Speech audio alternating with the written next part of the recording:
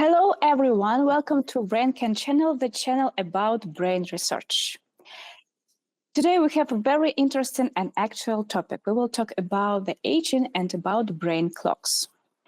Globally, people started to live longer, much longer, but the problem of aging and especially the aging of the brain remained.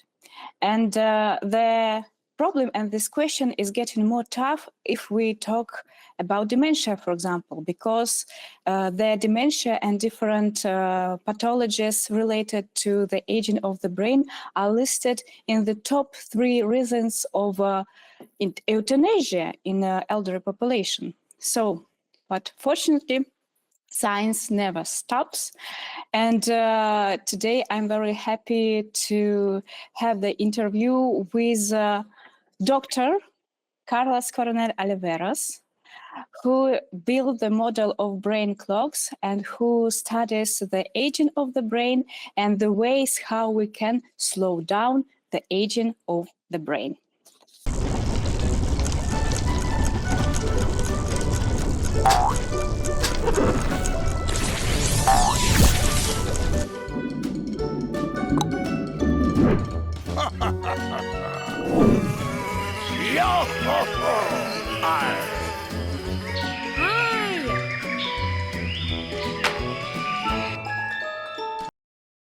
So, hello, Carlos. Oh, hello, Vasilisa. Thank you very much for the invitation.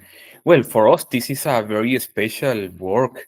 Well, this is, I will say, one of my favorite works in the institute. So, well, I'm extremely happy to be with you discussing about arts, creativity, and brain health.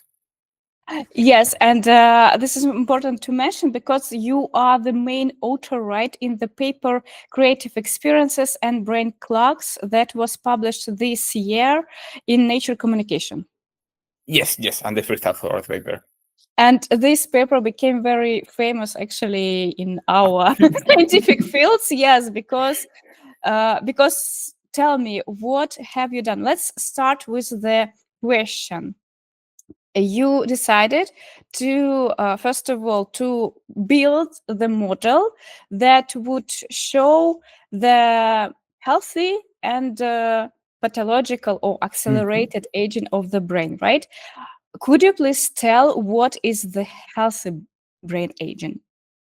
Yeah, well, the story is a little bit long because in the BrainLat Institute, well, that's my main institute in Santiago de Chile, within the University of Adolfo Ibáñez.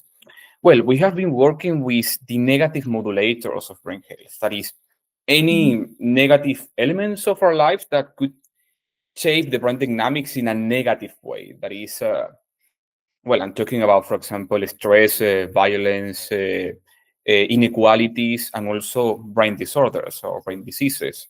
For example, we are very interested in neurodegeneration or dementia, that is Alzheimer's disease and frontotemporal dementia. So all these negative modulators and the brain diseases are characterized by accelerated brain aging. That is, the brain age of, for example, a patient with dementia is Mhm. usually higher respect to healthy control. For example, a patient with Alzheimer's disease will have a brain age that is usually 8 years older than the healthy population. So in the institute, we have been working with these negative modulators, and then we thought, okay, but let's do something different.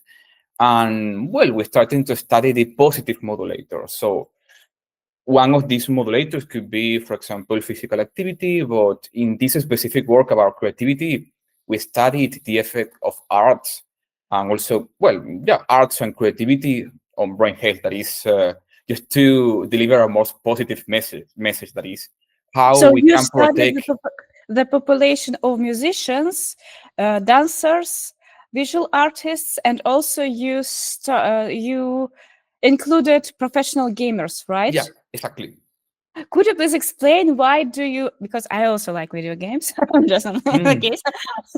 But my mother, for example, doesn't. yeah, Could okay. you please explain why the gaming can be creative, or in which cases it is still creative?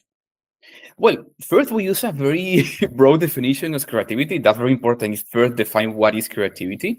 Yes, exactly. Um, well, if we use this definition, that is the ability or this, yeah, the ability to imagine solutions and solve problems in a novel way.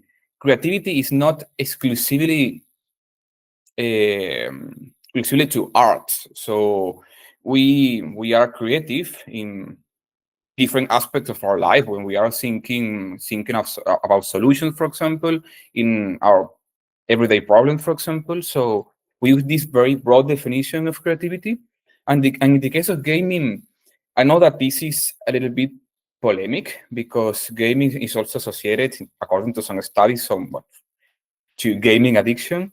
But some games, used properly and in a moderate way, well, they can be beneficial for brain health, and also they can promote creativity. For example, I don't know, I'm thinking in some games like Minecraft, for example, Hmm. when you need to build worlds, or you need to use your creativity to create and imagine whole worlds and scenarios.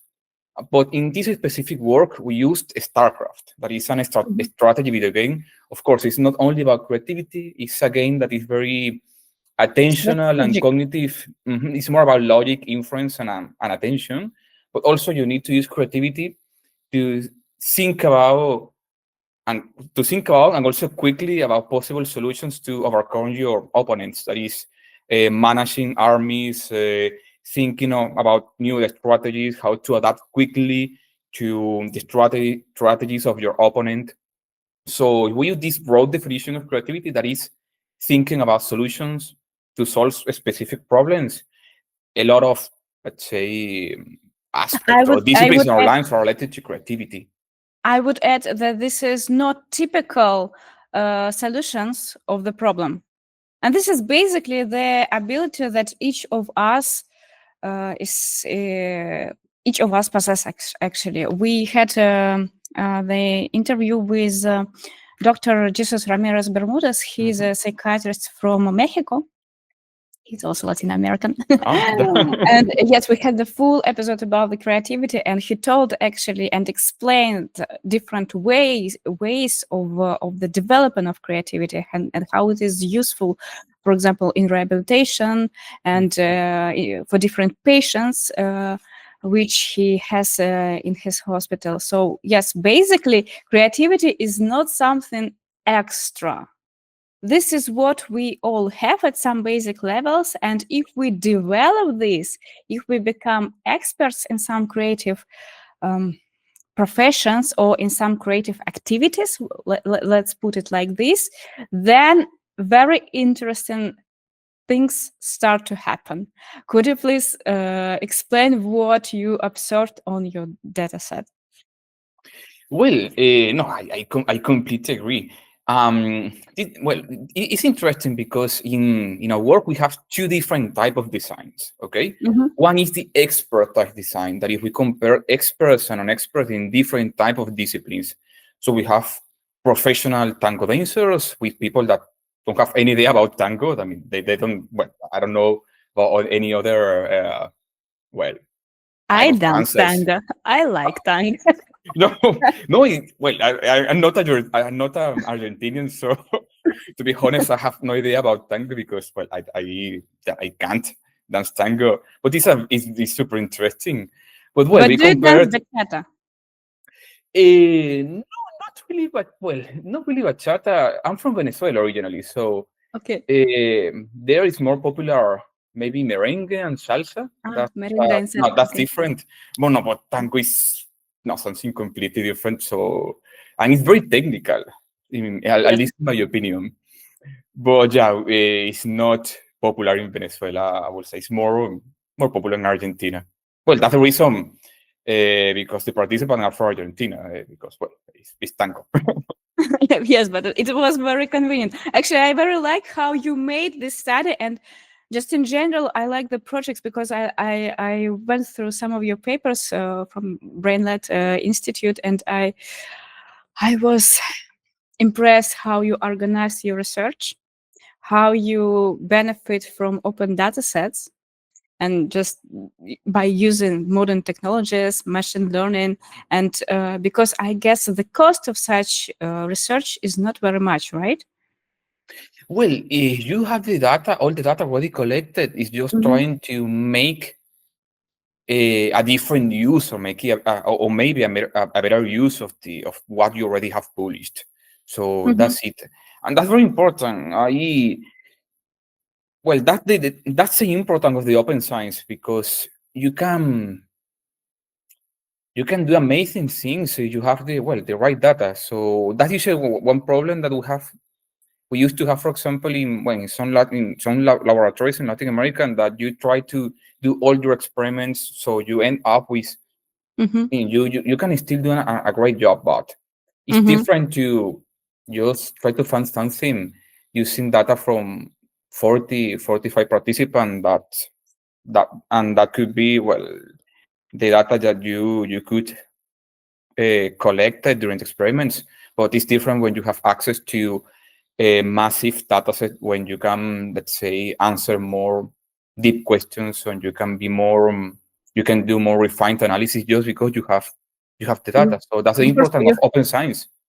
yes, that's very nice, because just in general, this is my pain, because I'm also neuroscientist, that neuroscience is a very, very expensive branch of science, and not all institutes, not all countries actually can afford to have proper funding and to have properly, I don't know, equipped universities, and this is a huge problem, and we have under presented countries in this branch of science. And maybe you could tell a bit. Sorry, we are jumping from topic to topic, but I'm sorry. I'm just very happy to see you. But could you please tell about BrainLat? Okay, well, BrainLat is, the name is the Latin American Brain Health Institute. It's an Mhm, institute within the Adolfo Báñez University in Santiago de Chile, the capital of mhm, Chile. The institute is led by Agustín Ibáñez and Claudia Duran, and the idea is just to do research related to brain health from different perspectives. So there are some people working with neuroimaging and electrophysiology, other was working with prevention, another one with omics, proteomics, genomics. But the idea is to have one institute that, will be dedicated to work with brain health in general. That is, mhm, um, dementia, brain disorders and brain diseases, social determinants of brain health. We also have a lot of work about the social exposure, that is how different elements of our life, that is mhm, violence, pollution, inequalities, how all of them are shaping our brain function, and also shaping our brain health. So that's the institute. Is Institute for Brain Health in Latin And America. geographically, where are you? So I mean the members of the institute are from different Latin American countries, but like geographically, where do you work?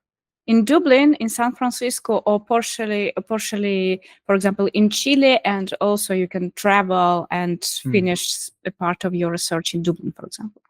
Well, the main institute is in Santiago de Chile. I started my postdoc in Santiago, and then I moved to Dublin for a fellowship. And I Mm-hmm, continue working within Trinity College, but in different projects. But of course, I mm-hmm, continue collaborating with BrainLat. Yeah, usually the thing with BrainLat is that the main even when the main institute is in Santiago de mm-hmm, Chile, we have a lot of collaborators and a lot of people that used to work with Agustin and other people within the institute. We are in different countries, but we are still collaborating in different projects. So we are still mm-hmm. engaged, even if we are in different countries. Thank you very much for telling about this uh, cooperation and Mhm. coordination that you made at international level. And I think that other countries and other I don't know, national societies, national groups could also learn from the experience of BrainLat. Because again, as I told you, neuroscience is very expensive, but if we work together, if we help each other, then we can build a very high level study. Thank you very much for telling about your institute. And this is also why I have a reason. I had a plan why I jumped to this question, because this is also an example how creativity works. This is a creative way how you solved a problem of making your study. And your study had a lot of different collaborators, right? Mhm. And how did you find these participants who were tango dancers and musicians? Could you please tell about this? Well, to be honest, writing emails, that was the, well, let's say the way we used to find some of these data sets. Well, not all of them. Mhm, For example, in the mhm, case of Tango, um, we used data from Argentina already for the team of Agustin Ibanez. There was data that was part of the PhD project of Lucia Moruso. She's one of the co-authors of the paper. And well, I was just talking with Agustin, and he said, "Well, let's talk first with Lucia Moruso. She has data from Tango dancers. We started with Tango. Then we have another collaboration with Natalia. She's from Poland, another co-author of the paper. And the data of the gamers, the StarCraft 2 players already came from Poland. And the other two ones, musicians, are from open dataset. The Omega from McGill, if I remember well, is a MEC open repository of MEC data. And for the last one, that is visual artists, well, it's another collaboration in Germany. mhm. Oh well, that's what the result. Collaboration already made this project possible. That's great, and I can congratulate you. So you had the data from these different experts from Mhm. different areas of creative professions, but what did you measure exactly? Mm, okay. How the model of brain clocks work actually? Maybe they are two different questions, so you can choose the first one you prefer more. No, no. I think that it could be fine to, well, clarify what are these brain clocks. Mm-hmm. Um, well, these brain clocks are just machine learning models or artificial intelligence models. And usually they are training these models using healthy participants, that is, participants with no history of neuropsychiatric or neurological conditions. So you train these models with data from healthy participants.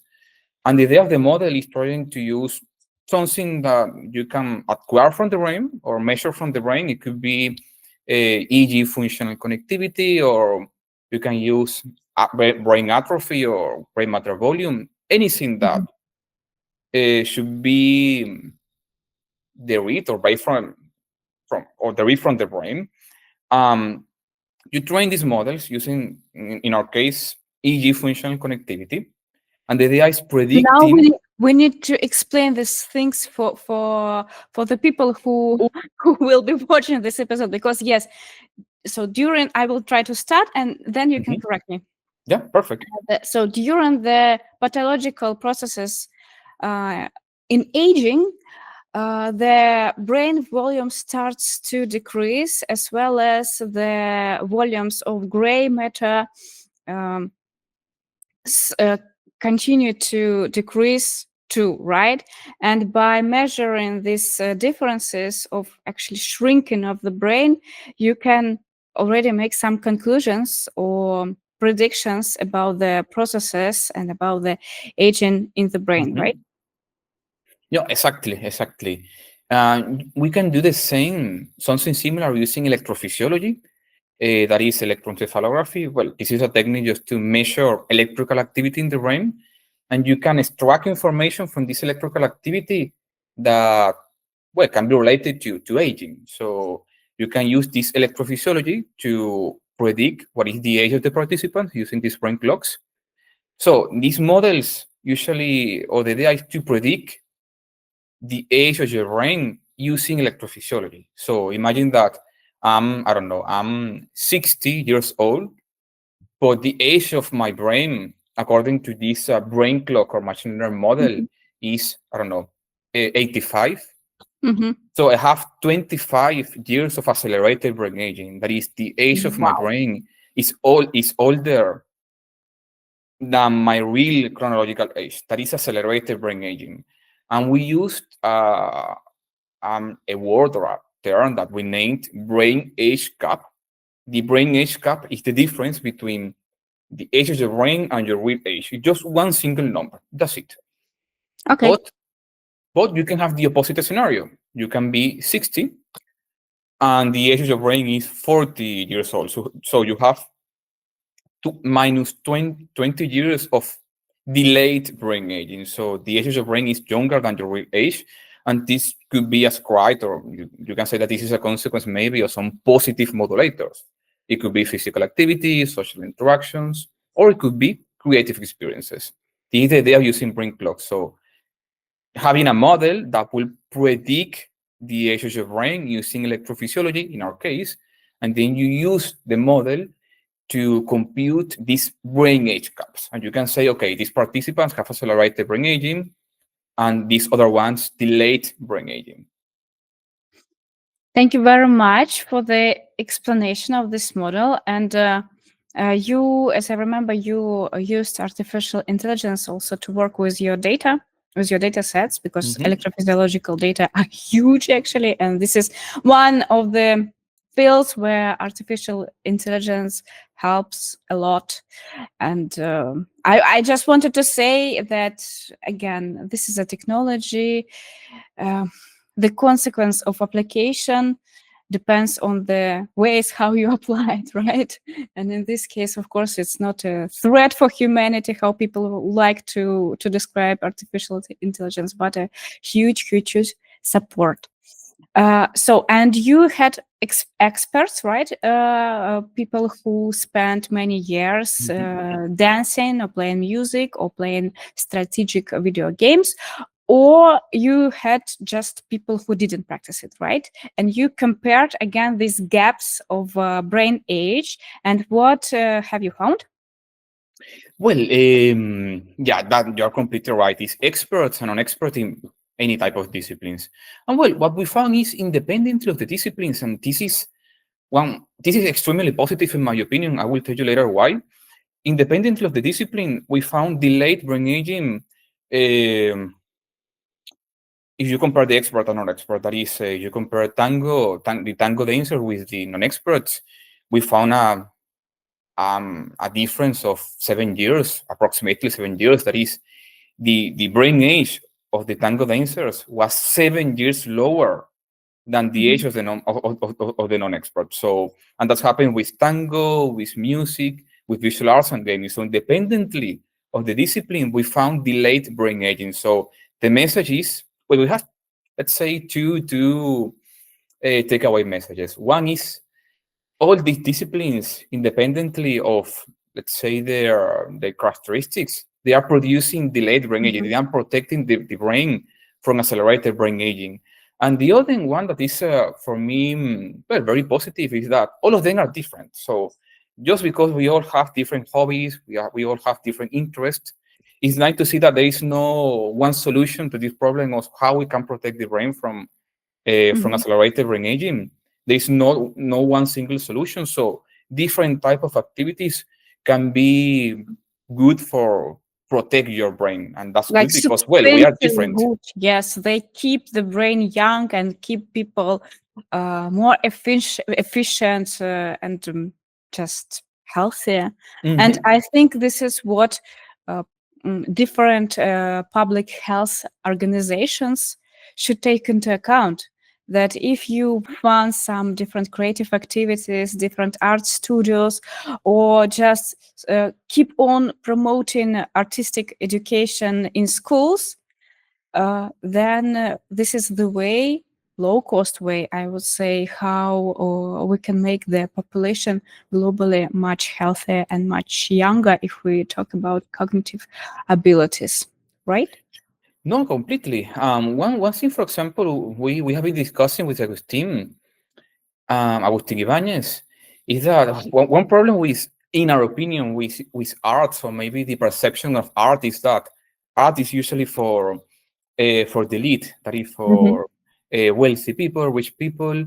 The message of this work is that arts and creativity could be used for brain health. So they should be included, or they should be considering public health policies. And we need also to break the barriers. So that is, stop believing that creativity and art should be something from the elite, and we need Yes. to democratize art for everyone. This is just exactly what I have been thinking all these years. Yes, just small story from my side. You know me as a neuroscientist, but I also a harpist, and Ah, I play concerts, solo concerts. I have tours, I have performances, and I had classes of piano when I was a child, but it was just for several years. Then I stopped this, and I started my more structured education when I was already 25 years old. So, and the stereotype is that if you I was already too old to start playing music, and a new instrument, completely new instrument. And my dear friends, followers, and just auditory of this video, I would like to say you that this is total rubbish. You can start to play the instrument or to sing or to dance whenever you want. Of course, you will have to work or learn a bit harder than if you was a child, for example, if you would be a child. But this is not impossible. And mhm. fortunately, thankfully to the internet, we have a lot of different webinars, courses, and just materials, study materials that adult person can use and benefit from and develop in different creative ways. So I engage everyone to do something creative. No, no, I completely agree. And maybe the only problem when you're an adult is the time, because I remember, well, when I was in the college and university, I used to play the keyboard. But of course, I remember that I needed to play maybe 2 3 hours per day. Yes. And when you are a growth adult, oh yeah, it's hard to find the time. But I will say that what is important is maybe being constant. Even if you are practicing something, maybe 1 or 2 hours a week, it's just doing it. Yes, Just try, exactly. just break the inertia and try to do something new. And it could be playing a musical instrument, it could be painting or dancing, or it could be pottery, or trying to Mhm. do something well for yourself. And another hint from the adult who who studied the instrument while being an adult, that don't try to repeat everything. If you have if you have practice and you don't have much time, then focus on something that don't work. This is the worst part of your piece or dance or whatever, but this is how you will improve in short term. Just focus on things that don't work, and then everything will be reconstructed by the end, and you will have a piece or I don't know, a picture or a dance. No, no, that's completely right. Well, this is also part of the project when, well, we work with experts in all Mhm. these disciplines, but what happens if you are not an expert? So we include another group in this study that are learners. In the case of the learners, they were naive participants in video games, and they were trained in StarCraft, this strategic video game. I don't remember exactly the time. I think it was 30 hours. Yeah, 30 hours for a couple of months. But the thing about this is that they were naive in the video game. They didn't have any idea about StarCraft, and they were trained for 30 hours. And well, what we did this time was not comparing experts and non-experts. We compared the brain age cuts before the training and after the training. And even if they were not experts and the training was short compared to, I don't know, years playing a musical instrument, they got some benefit. Smaller, of course, smaller if you compare the training with the expertise. Mhm. But they reduced the brain age between 2 and 3 years. It was smaller, of course, but they got some benefit. So this is one of the messages of the paper. the message is that you don't need to be an expert. You don't have to be an expert. You maybe, if you want to maybe get the benefits from related to brain health from these activities, maybe just include these activities in your Everyday life. in your everyday life. Exactly. You don't need to play the piano or guitar 3 4 hours per day. You don't need to be a professional musician. Mm-hmm. Maybe you can include them, just I don't know, blocking a couple of hours in the weekend. That's it. That And could be simply a saying good for your brain. friends, it's already a huge support also of your friends. Oh yeah, of course. Um, you mentioned that you also investigate the factors of social inequality and different factors of injustice in the population, and it's linked to the aging of the brain. Could you please tell, if it's not a secret, if it's not a confidential information, how does it work? Yeah, well, that's part of a different story. Let's say part of the motivation of the BrainLat Institute in Chile. Let's say study how disparities that are, let's say, very profound in Latin America are shaping brain health. So, for example, in some of our work, we are comparing these brain age gaps between Europe and Latin America, and that is global North and global South. And well, one of the results are showing, for example, that the brain age in Latin American countries, or the brain of Latinos, let's say that. I'm sorry if there are more Latinos hearing this, but yeah, the brain of the Latinos are, let's say, 4 or 5 years older compared to European participants. So we have accelerated brain aging in Latin America. And in other words, this is our hypothesis that these disparities, when I talk about disparities, violence, Mhm. crime, pollution, income inequalities, and other modulators are producing accelerated brain aging in Latin America. Well, not only in Latin America, but let's say in global South compared to Mhm. United States, Europe, and other developed countries, for example. So, and these disparities, let's say, usually come in different shapes and flavors. So it could be democracy, it could be um, social security, could be pollution. So we have another work in Nature Mhm. Medicine. The first author is Hernan Hernandez. He used a different concept of accelerated brain aging. It was related to biobehavioral gaps. So he used not brain scans or electrophysiology. Mhm. He used something different, behavioral measures, that is cognition, something that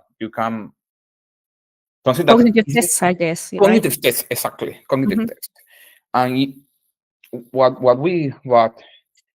he found, for example, was that a lot of elements, negative modulators of the social exposome that are related to all these factors, violence, crime, democracy, social rights, pollution, all of them are producing accelerated brain aging. And what is the problem? That we usually, for example, if you compare Europe with Latin America, we have some of the elements are, well, let's say in another way, we have a lot of problems in Latin America related to such these negative modulators that is I'm from Russia. We more have more problems. huh? Stop it. I'm from Yeah. Russia originally. I think we have Oh, more problems. well, yeah, no, I think we can understand each other very well. We are champions now in the Yeah. problems. Okay. No, that's the thing. Is that I don't want to say that our countries are imperfect and everything is bad, but we have problems. We have problems, and that's something that you cannot avoid. You can just ignore. And these problems are producing stress, and these stress are, well, the stress will produce some changes in the brain that are related to, for example, some mechanism related to aging and dementia, Chronic will stress. produce this accelerated brain aging. It results into chronic depression. Chronic depression is again the state when the like chemical resources Mhm. of the brain already devastated, depleted, and this is and to work the brain requires some resources. to be able to communicate with Mhm. different organs and just within itself. And if the brain doesn't have this enough resources, then we have huge problems with many factors, and this is a many factor Yeah. uh, challenge. No, no, of course. Well, in BrainLat, well, I'm a computational neuroscientist, so I work with computational models mainly. Um, well, in some of our works, we use this is a little bit strange to explain, but biophysical models. That is models to study the biology of the brain. That is how the different neurotransmitters and brain connections, everything related to the biology of the brain, Mhm, are related to aging, accelerated aging, and also to dementia. And one of the things that we for example found in in these works related to mhm, disparities is that in healthy participants, these stressors and disparities can produce a state of hyperexcitability. Okay, okay. this is the brain working under pressure in some kind of hyperactivated state. So neurons are working faster and firing action potentials faster than the usual. So the brain is overactivated. Mhm, Um, this is related to this accelerated brain aging. But something interesting that we usually found in this other work related to the protective brain factor is that they not only reduced the age of your brain, making your brain younger than your real age, but they also prevent this state of hyperexcitability or hyperactivation. They reduced this aberrant mhm, hyperactivation of the brain. So this is well one of our main hypotheses. You have a set of elements, mhm, negative modulators in the brain that are producing this state of hyperactivation driven by stress and disparities. That this you mix this with some mhm, risk factors and some risk genes, you can develop other neuropsychiatric and neurological conditions, but also you have some protective factors. It could be social interaction, physical activity, or creativity that might be modulating this hyperactivation in the brain, reducing this hyperexcitability, and so you are protecting the brain from accelerated brain aging. And mhm. this is one of the, let's say, one of the roles or the effect of creativity is preventing this aberrant activity in the brain. That's impressive. Thank you very much, Carlos. I wanted to ask you, did you see in this population of I don't know, experts, for example, people with accelerated brain aging? Like, have Mhm. you seen this layouts? And could you please tell about this? Um, yeah, sorry, I didn't follow the question. Okay, for example, you had a huge population of participants, Mhm. and have you seen that people, despite that they were experts in some creative Ah, activity, they still had fast brain aging? no, Jeff, of course. When we say, for example, that the age of the experts or the tango Mhm, dancer is 7 years younger compared to non-expert, that's the average, okay?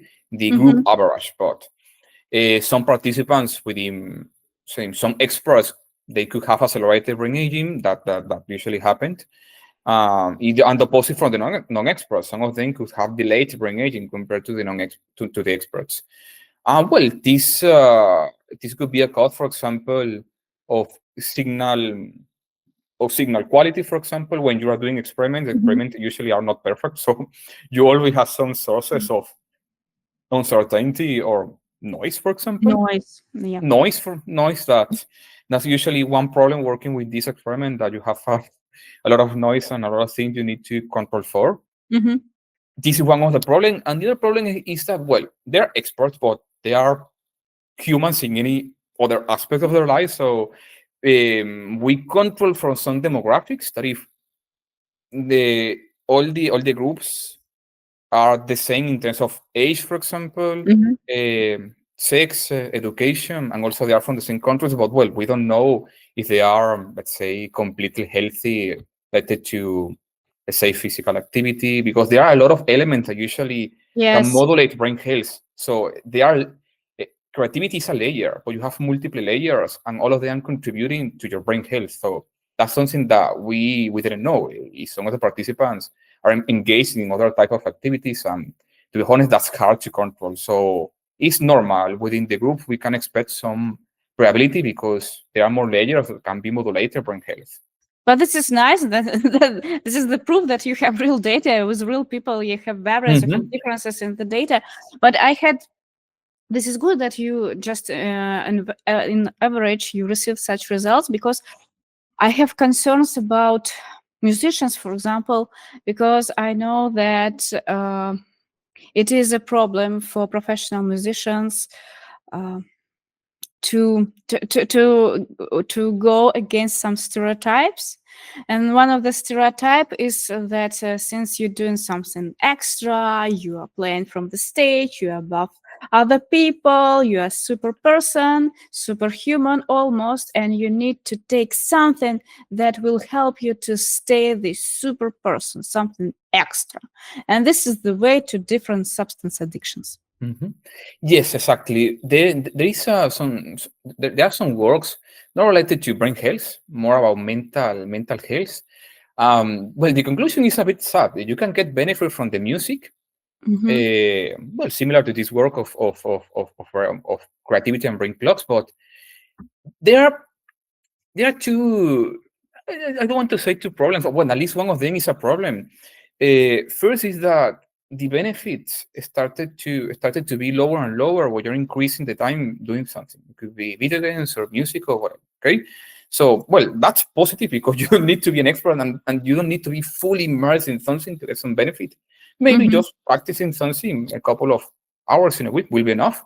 But what is a problem is what is happening with the professional musicians. So because they practice music as a way of living, Hmm. they usually produce a lot of stress. So Yeah. whatever you are getting from music, whatever positive, you are losing some of the benefits just because you are under stress, and maybe let's say you are being exposed to environments and also a lifestyle that will be detrimental for your brain health. So it's not about just, okay, I'm playing music, my brain is going to be perfect. No, it's you have multiple layers in your life. Your life is complex. It's about your family, your friends.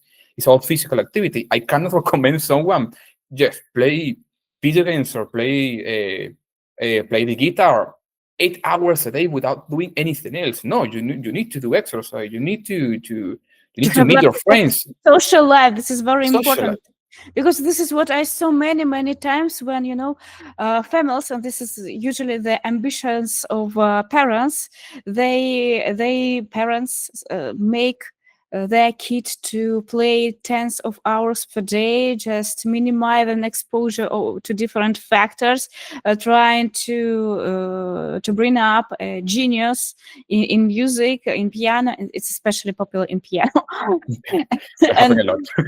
yes, it happened a lot. And by the end, yes, you have a genius pianist, but you also have absolutely traumatized child. And I would like to remind parents that children need to have a multi-layer, more complex life, and different factors, different types of education to succeed in their further life. So please don't steal childhood from children. Oh yeah, and also the stress. That's another factor. When we talk about these disparities in BrainLat, they are linked to stress.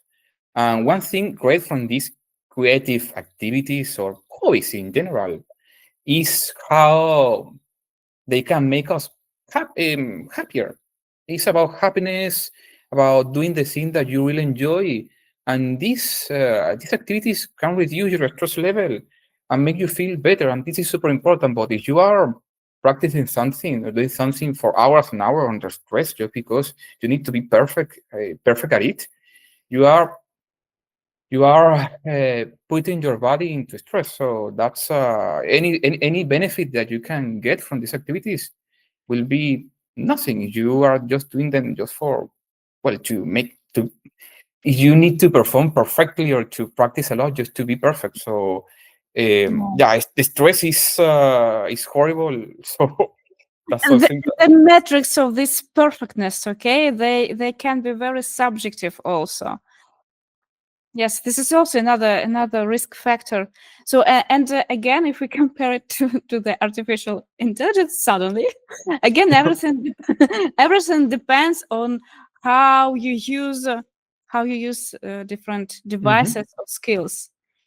The one thing can slow down the aging of your brain and bring a lot of benefits to your health and to your cognition and to your intelligence. And the same thing uh, after the wrong or overstimulated practice, the same thing can poison you and distract you actually. And this is what we need to take into account to keep the balance. But I guess this is the guess. I don't know if it was proved scientifically that musicians, professional musicians, have to deal with such situation and have to live in this such stressful conditions, trying to play different a lot of concerts, traveling around the world, and so on each day. Because again, we don't have enough support of creative people, of artistic people in the society. I know that there are many programs to support artists in Germany, in Japan, in the US, but the general trend is that educational trend, I would say, that the budgets on education and the support of artists is going down each year actually, and this is another the problem. This is another problem, not the music itself, but the lack of the support of artists provokes a lot of stress and negative effects for these people. So please take care of yeah. artists. No, no, of course. No, it's a big issue. Well, in my opinion, right now, I think that there is more conscience about the problem. I don't know. I think that right now the artists are less afraid to recognize that there is some kind of mental health problem in the industry, and it is related to the expectations, the pressure of the music industry.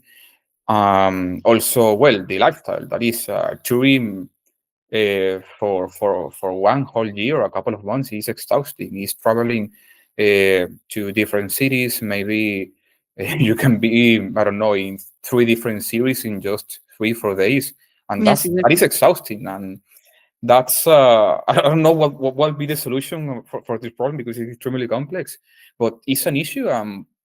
I would say that maybe the positive message is that the people are starting to recognize that and trying to well to see at least to think about the problem.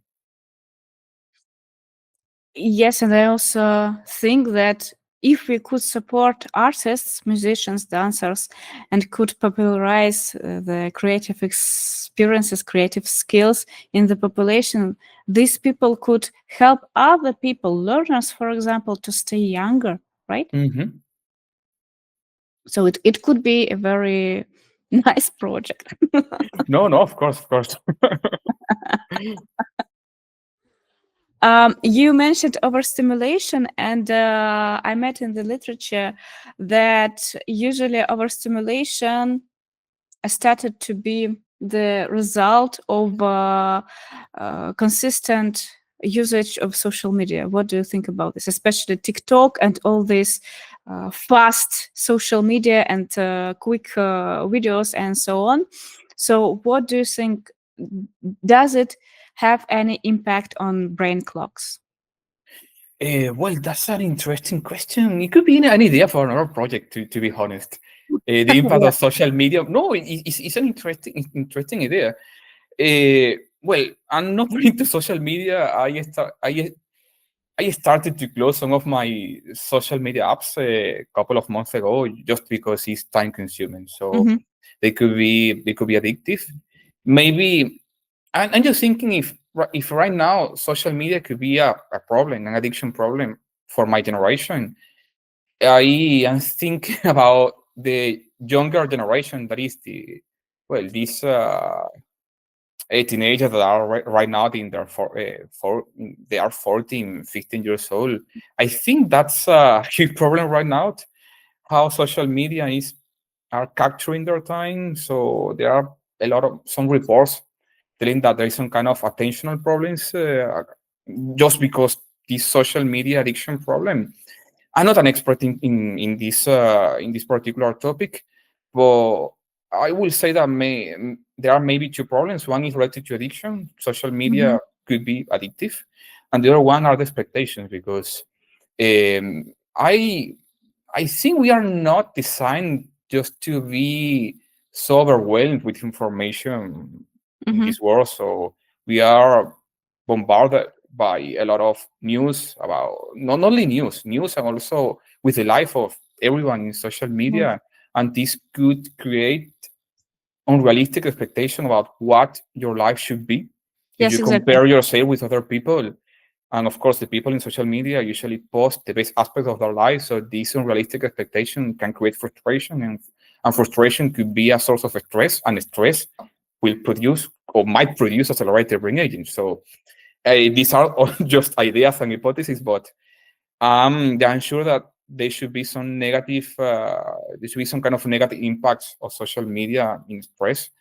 Not for everybody, of course, but yeah, I don't know. Maybe it could be a problem.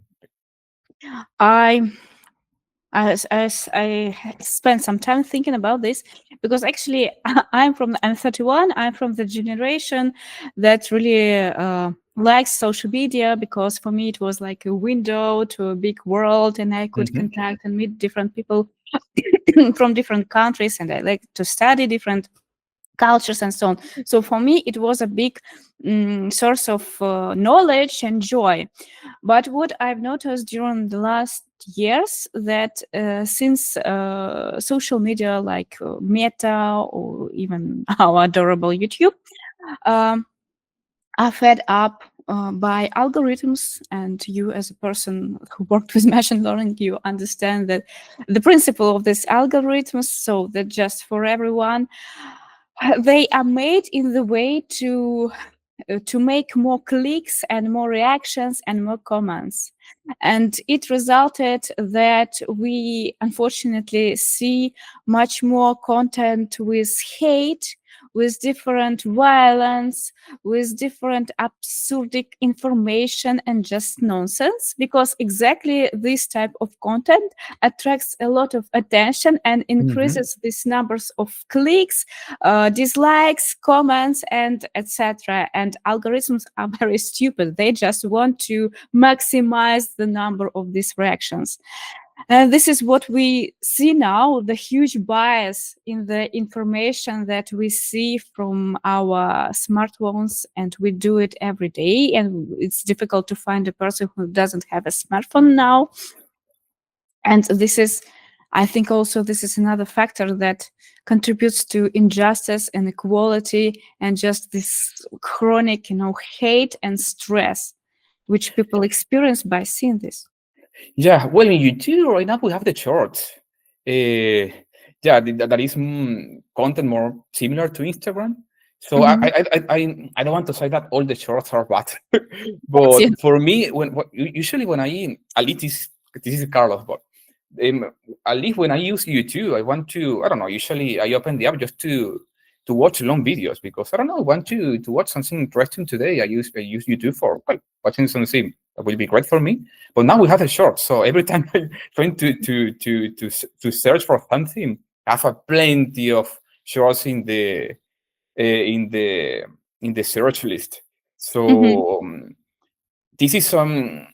I don't want to say that the shorts are bad, but at least the trend, in my opinion, is that social media, YouTube, Instagram, and some of these other social media apps try to create content that, Mhm. as you said before, could be first. Well, first they should be polemic, just to get more likes, and also well. shorts are addictive, like the Instagram Reels. So the idea is to create more low quality content in We that is have usually quite short and cheap dopamine yeah, after exactly. watching these shorts, and this is how we become addicted to this short information. But altogether, we unlearn how to use our own attention if we need to do something for Yes. for a longer time. And the attention and the ability to use your attention and self-control, this is also the factor that decreases with aging, Mhm. provoking different pathological states, right? No, yeah, completely. For example, I'm very into coffee. Yeah, I'm some kind of coffee geek. I don't know if I open. Yeah, no, yeah. I always say that it's a hobby, just to not say that it's some kind of obsession, but let's say it's a hobby. But well, I don't know if I open YouTube and I when I using the app to watch a video of, let's say, Lance Hendricks and some of the coffee gurus in YouTube, usually the videos are half an hour or 45 minutes. I really need the time to watch the videos, but the thing with the problem with the shorts and the reels, they are super addictive. They are dopamine boosts, and you are just scrolling and scrolling. And when you when you finishing using the app, you realize that, oh my god, but I spent 30 minutes just scrolling on Instagram, and that's the same time that you will use, for example, for watching a long YouTube video that is already it could That be a is high this quality video or video, interesting, exactly. or this video, for example. Yeah. Actually, we exactly reached 1 hour of the Oh, episode. And yes, I would like to ask everyone to finish watching this video, because during this process, you will help your brain still to use attention. yeah. and, and also, you will know how to use cultural tools and different cultural developments to improve your own brain, your own health, and to stay younger for longer. Thank you, Carol, for this fantastic interview. I was very happy to discuss such complicated things with you, and I wish you good luck with all your studies, and I wish good luck to your project BrainLat. I think you are doing incredible work. No, Thank you. no, thank you very much for the invitation. No, we are always happy to share our work with everyone, and this is this work about creativity that, in my opinion, is beautiful. Not only because the work is nice, but also the message is beautiful. It's about creativity, arts. It's about things that make us humans. So, well, we are always happy to have a chat with everyone about this. So, thank you very much.